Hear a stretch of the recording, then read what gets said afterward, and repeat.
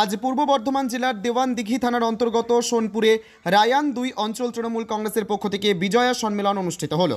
আজকের এই সম্মেলনে উপস্থিত ছিলেন বর্ধমান উত্তরের বিধায়ক নিশীথ কুমার মালিক, বর্ধমান 1 নম্বর ব্লকের ব্লক সভাপতি মানস ভট্টাচার্য, ব্লকের যুব সভাপতি মানবেন্দ্র রায়, বর্ধমান 1 নম্বর ব্লকের আইন টিটিউসি ব্লক সভাপতি রানা ভট্টাচার্য, বর্ধমান জেলার তৃণমূল কংগ্রেসের সহসভাপতি কাকুলি গুপ্ত ছিলেন, তৃণমূল কংগ্রেসের নেত্রী দুর্গা রাজ মল্ল, রায়ান 2 নম্বর অঞ্চলের অঞ্চল সভাপতি ধনঞ্জয় পাল, তৃণমূল কংগ্রেসের নেতা কৃষ্ণেন্দু গোস্বামী, নুরুল ইসলাম খান, কার্তিক বাগ, শাফিউল মল্লিক, তৃণমূল কংগ্রেসের নেত্রী পূর্ণিমা মাল সহ রায়ান 2 অঞ্চলের সমস্ত কর্মী ও সমর্থকবৃন্দ। আজকের সম্মেলনে বিজয়ের শুভেচ্ছা বিনিময় ছাড়াও দলীয় বিষয়েও আলোচনা হয়। বিধায়ক বলেন, আগামী 26-এর বিধানসভা নির্বাচনে সবাইকে মনোমালিন্য দূরে সরিয়ে রেখে হাতে হাত রেখে লড়তে হবে। ব্লক সভাপতি মানস ভট্টাচার্য তৃণমূলের বুথ স্তর নিয়ে আলোচনা করেন এবং আগামী দিনে ব্লকের নেতৃত্বে বড় আকার নিয়ে বিজয় সম্মেলন হবে বলে সেটিও ঘোষণা করেন। পূর্ব বর্ধমান থেকে সমীর কুমার পাত্রের report, crime press Bengal news. আমরা দেখলাম রায়ান 2 নম্বর অঞ্চলে বিশাল সংখ্যক কর্মী নিয়ে আজকে বিজয় সম্মেলন অনুষ্ঠিত হলো, কি বলবেন? দেখুন, আমাদের রীতি অনুযায়ী প্রতি বছর আমাদের দুর্গা উৎসবের পর আমরা বিজয় সম্মেলন করি। হয়তো এরকমভাবে অঞ্চল ওয়াইজ ভেঙে ভেঙে করি না, আমাদের ব্লকে একটা সম্মেলন হয়।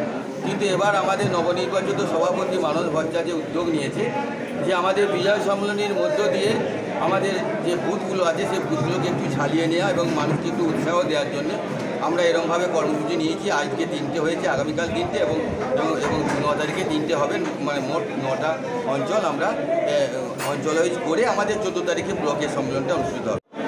দলীয় বার্তা কি গেল কর্মীদের কাছে? আমরা একটা প্রত্যেক জায়গাতে একটাই দিচ্ছি, আমাদের আগামী 26-এর নির্বাচনে বাকি সেইটাকে আমরা কীভাবে রিকভারি করে বেশি মার্জিন ভোটে মমতা বন্দ্যোপাধ্যায়কে উপহার দিতে পারি, সেটা আমাদের সমস্ত বুথ সভাপতিদের নিতে দেওয়া হয়।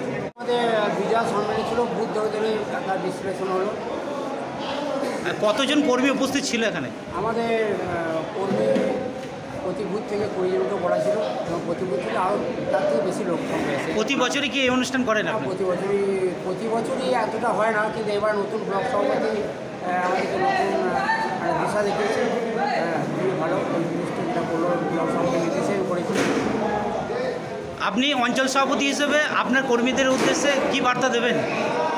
আমি কর্মীদের বার্তা দেবো, আগামী যে 26 নির্বাচন, আমরা এই লোকসভা নির্বাচনে আমরা প্রায় সব বুথই লিড দিয়েছি। একটা বুথে আমরা একটু পিছিয়েছিলাম অল্প কিছু ভোটে, ওটাকে আমরা রিকভার করছি। আর ভোটটার মধ্যে কোনো ফ্যাক্টর না, আমরা কালকে ভোট করে কালকে আমরা প্রস্তুত হই।